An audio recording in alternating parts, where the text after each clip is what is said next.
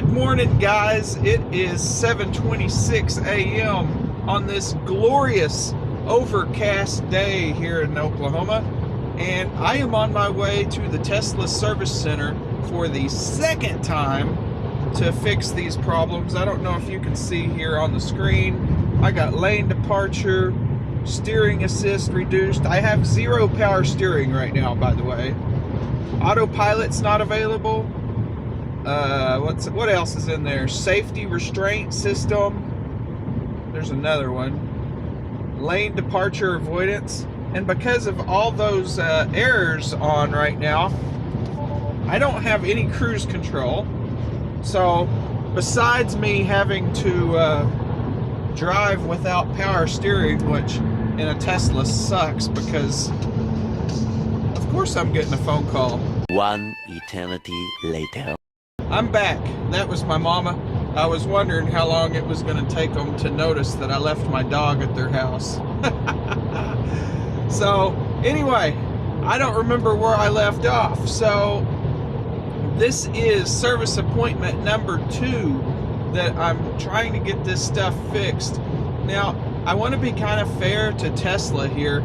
I think all my problems are due to rodent damage on the wiring. I don't really think this is like a quality issue type problem with Tesla. I think it's a physical rodent issue eating my wires, because my wires are also eaten on my other vehicle. Well, I found the problem. If you look right there, this coil is not connected to anything. And there's some wires eaten out here. And some wires eaten there. And some wires eaten over here. And some wire eaten up here. I just hope this can be fixed. I did have another problem in my steering. It was making a big creaking and popping noise when I turned. But that seems to only happen when it's cold. If the temperature is above 30-something degrees, it doesn't seem to happen anymore. So we are about 1 hour and 1 minute away from the service center. It really sucks driving without cruise control and having to like manhandle the wheel continuously. These Teslas are heavy. I do not wish anybody's power steering to go out. But I will check in with y'all either when I get into Oklahoma City or ignore that. But I'll check in with y'all when I get to Oklahoma City and I'll let you know how I'm doing. I'm going to check in here. I didn't quite make it.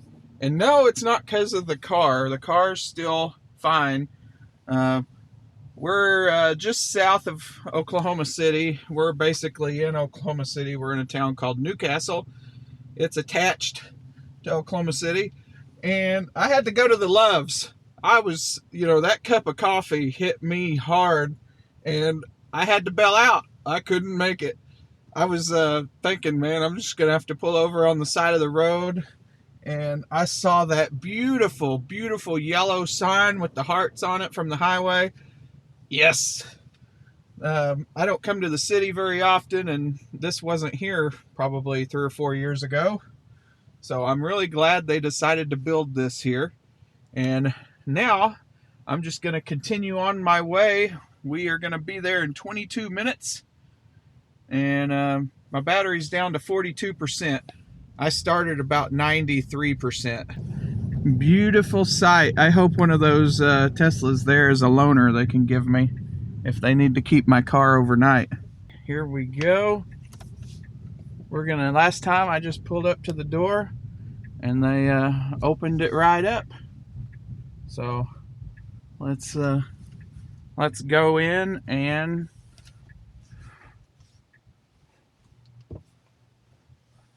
it's magic. It opens right up. And here I am in the beautiful downtown Oklahoma City Tesla showroom. Little did I know, my day was about to be ruined. Dang. So they got that one. Yep. So how many different harnesses is that? 3 that we can tell for sure. The main front body harness, which is this one. my And goodness. then the fascia harness and the front end module harness or FEM harness. Oh my gosh. That is crazy. So that being said, And it's then you probably can worth submitting to insurance. I've seen them So be what covered are- before, but What are we looking at?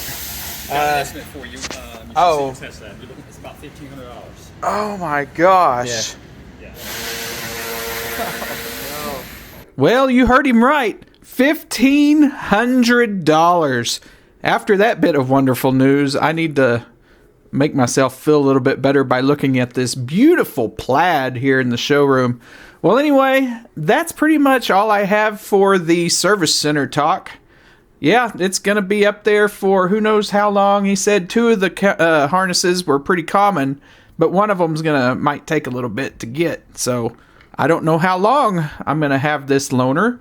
And oh, by the way, they did have a loaner. I'm driving a Model X P100D with Ludicrous Plus. Oh yeah. So we're going to go ahead and drive this loaner for who knows how long, which I don't really mind because it's a great car, and wait on an update from the service center on my Model 3 Tesla. That pretty much does it for the service center talk. The rest of this video is just going to be kind of blog style, me trying to get home. And it's always a little fun trying to get home from Oklahoma City because I live such far out in the middle of nowhere. There's no superchargers. So now that I'm in a Model X, will I have enough juice to get home? Let's find out. As you can see, I am in a Model X loaner, so I got a little bit of bad news. On the plus side, I do get to try driving a Model X for the first time. I've never even... 500 feet, turn left onto Northwest 5th Street. I've never even seen a Model X in real life up close, so this is going to be an experience for me. Thank you, Tesla, for having a loaner available. I really do appreciate Now that. turn left onto Northwest 5th Street. Okay, I know where to turn. I can see the map. Really cool screen on here. I know I'm a few years behind, and everybody else already knows about the Model X, but it's going to be a neat experience for me here. Let me go ahead and get out of downtown, and I will update y'all. Well, guys, Model X is pretty cool. I am getting a little wind noise here in the window.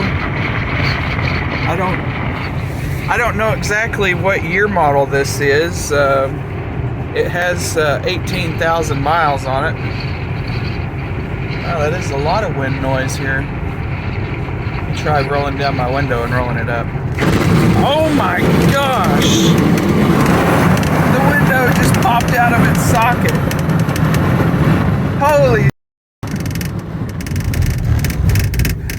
Holy sh! Okay, so that was bad. Why did the window just pop out?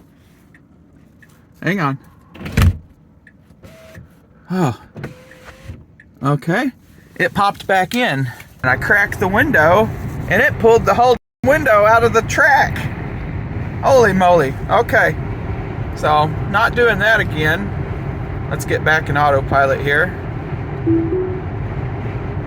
Drop it down to 77. Whew! Oh my gosh! Note to self, if you're going 77, don't roll down the window. Like I said, this is my first time in a Model X. I don't know if that's a thing. It may be a thing. So I got this thing taking me home, and I already see a problem. I might have to slow down just a little bit. It says that I'm going to get home at 4%, and the air temperature outside is 29 degrees. So I set the heater down to 66 to try to extend my battery here, because I don't really have a choice. I gotta make it home, because there is no superchargers on my route. There's no superchargers in the whole southwest quadrant of Oklahoma. So I either make it or I don't make it. this screen is a lot bigger than, this car is actually a lot bigger than I imagined. I had never really seen one up close before, and that screen is huge. That screen's nice. I haven't really looked at much else of the car because I just got in and left. Oh crap. Do I have money for the pay toll? I hope I have money in my wallet. I'll have to check on that very shortly because I'm quickly approaching a pay toll. So now this video is going to turn from a service video to a, oh my gosh, am I going to make it to my house video. 241 miles remaining, but the estimate on my arrival is 5%. It was 4 a minute ago, so slowing down and turning down the heater actually helped a little bit because I was going 80 with the heater on 72. So it's not uncomfortable in here, it's just a little bit cooler. Sorry, Tesla wanted my attention. It's just a little bit cooler than it was. I will check in with y'all periodically along the way and let you know how I'm doing and if I think I'm gonna make it or not. So I don't know exactly how much this pay toll is up here. There you go, there's a quick glance. But oh man, I have exactly only dollar bills. So hopefully I can get through this pay toll and the next one without any felonies. Does this thing seem extra thirsty to you? 539 watt hours a mile? That seems a little intense. I'm used to high 200s and maybe mid 300s at the most if I'm driving crazy. I guess I need to remember how big this Model X actually is. So here's what the car looks like. I guess I got a third row back there. I didn't even know that until just now when I turned my camera on. I literally have not even looked in the back yet. The miles actually keep going up. It's up to 11% now, so that's good. There's a guy behind me, so it should get out of the lane. There it goes. I was just cruising, on autopilot here, checking out some menus. This car has Ludicrous Plus. That's tempting. Except, the nannies have nerfed me here to 85 miles per hour. But, yeah, Ludicrous Plus. Too bad I don't have any spare juice to try that out. I'll be driving nicely until I can get home and get charged up a little bit more. And then I might have to check out this Ludicrous Plus stuff. So we've made it through both toll booths, and I got 174 miles on the rated range down there, and it says I'm going to get home with 12% remaining now. I still have the thing set to 66. My butt heater is on 1, and with this predicted arrival going up over here, I'm worrying about it less and less. I am going to go into town and get some food and take it to my parents' house. It's mostly on the way, but there'll be a few extra miles added. So right now we're at 12%. I just can't tell you how big this car feels. I mean, that's huge. There's my hand. I don't have a small hand. That's how big that screen is. You can see there's some yellow around the edge. That lets me know this car's at least a few years old. I still don't know what year it is. It does have pretty low miles. I think its years are added up on it because of that ring around the edge, but I don't know. I've heard that's kind of a common problem with these vertical screens in Teslas. There you have it. That's my 64 mile update. I've been driving for 1 hour now. We're down to 505 watt hours per mile. 1 hour and 64 miles in. So I'll check in with y'all a little bit later again and let you know if I still have range anxiety or if I think I'm doing all right. Talk to y'all in a bit. So we're still doing good, guys. Car predicts 127 miles of range remaining. The navigation over here says we will be home at 13%. So we're still doing good. We are sitting at an Asian restaurant here, about to pick up some takeout, and I'm gonna go to my mom and dad's house and have lunch with them, and then we're gonna head back to my house. So hopefully all that goes well. So we are leaving my mom and dad's house, and we might be cutting a little closer than what I thought here. If you look here, we have 38 miles until my house. If you look over here, we have 43 miles of predicted range. That's not a very big buffer there. Plus, it's cold, 33 degrees, and plus, it is windy as heck. So, I'm on a little side road right now. I'm about to link up with the highway, so, That's never a good sign when you get that message and you're 38 miles away from your destination. We should be able to make it. If all else fails, I can turn the heater down and go slower. We're losing a little bit of ground. We're down to 24 miles of range and 22 miles remaining. My average consumption is 541. Up here on the thing it says I'm 572 since I started driving last. Man, a living. I'm not nervous yet. I'm like watching those 2 miles like fight each other. Hopefully this one wins. So some things I've done here. I just lowered the suspension to very low. That will probably help me out. I lowered the heat. Let's go down to 66. We'll go down one more. And I'm not speeding. I'm still going 70 miles an hour. But I may have to lower that because looking over here, yeah, that window whistles pretty loud. Looking over here, oh, it still says 20. Oh, that's sweet. Oh, it just dropped down. I have 19 miles of range and 16 miles predicted. If it gets close, like if that gets to the same mileage, I'm gonna drop it to 55 because I've seen enough out of spec videos to know that this is fine. I don't necessarily want to pull in the driveway at 0%. Goodness. I just have a level 2 charger. It's gonna be 10 or 12 hours before this thing's back up. Hopefully I don't have anything else to do today, or at least after a couple hours I'll have enough to drive around town if I have to. But that's where I am right now. Let's continue on down the road and see how bad it gets. We are officially in single-digit territory here. We got 8 miles of range and 6 miles predicted, so we're still doing okay. I haven't had to lower the speed yet.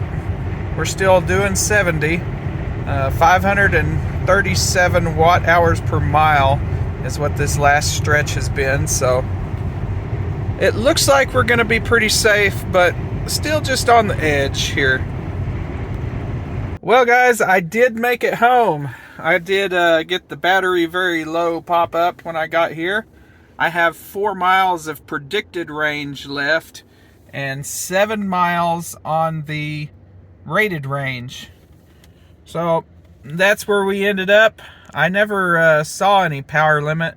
So I appreciate you watching with me as I took the trek up to the service center and we got the very, very bad news that more of my wires have been eaten by this stupid mouse. And 3 different wiring harnesses. I don't think I said that earlier. The guys said that it was 3 different wiring harnesses. That's crazy.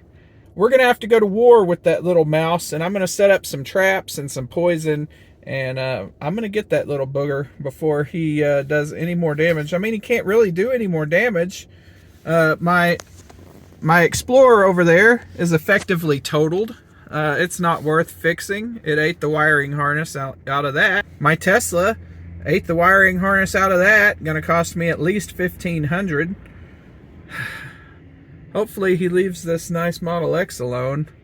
But thanks for watching on this extended episode. I didn't mean for it to get this long, but it did. Sorry. Thanks for watching all the commercials in there.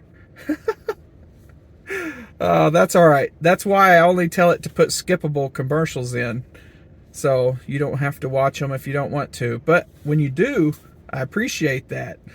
So thanks for watching, and I will see you in the next one.